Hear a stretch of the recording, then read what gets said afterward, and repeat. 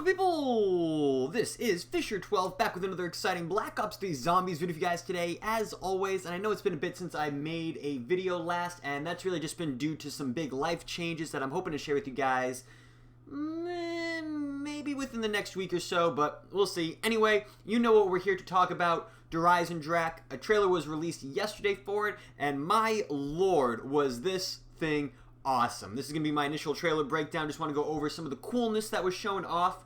Starting off with the Panzer mech, our old friend seems to have found his way back to us, so that's going to be an annoyance and a half. In the very next clip, though, we see the Tesla coils in action. I made a video about them not too long ago. If you missed it, hopefully future me remembers to put an annotation on the screen right now. But it looks like the Tesla coils are maybe operating as a trap, but I imagine they're actually more like the power stations from Origins, where they have to absorb enough zombies to activate something.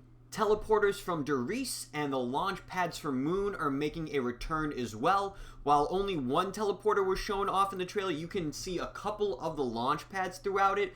One improvement I think they made, and it's hard to know for sure without playing the map, but it looks like you'll automatically land on the pad when you get launched from it, whereas in Moon, you could overshoot the pad or undershoot the pad, and you'd fall and like instantly down yourself. It was just the most ridiculous thing about Moon. It also seems like the Wonder Fizz is making a return, and I'm inclined to believe that we're going to see a new perk as well. From the trailer, we can tell it's a blue liquid, and I'm 90% sure that Quick Revive is the only blue liquid perk, but the bottle, or even that shade of blue, look nothing like Quick Revive does. And if we sort of rotate this freeze frame a little bit, you can see like the beginning letters on this bottle aren't spelling out Quick Revive. I don't know what they're spelling out, but I definitely think we're going to be getting a new perk on this map.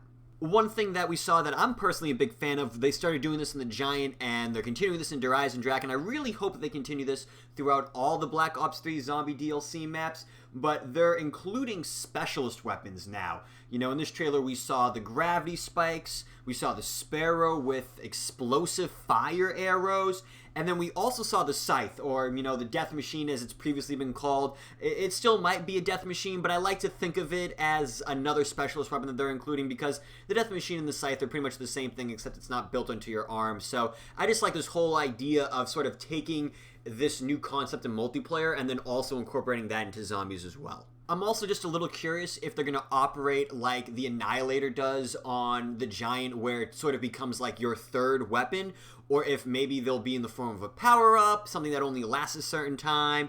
And I'm also curious if there's going to be 4 of them on the map. So we saw 3 of them at least, or, you know, it depends if you want to consider the Death Machine a specialist weapon or not, but you would think with the ability to play as 4 players that there would be 4 specialist weapons too. You know, 2 seems like a sort of an odd number, and 3 seems like an even more odd number, so hopefully there'll be a 4th one in there as well.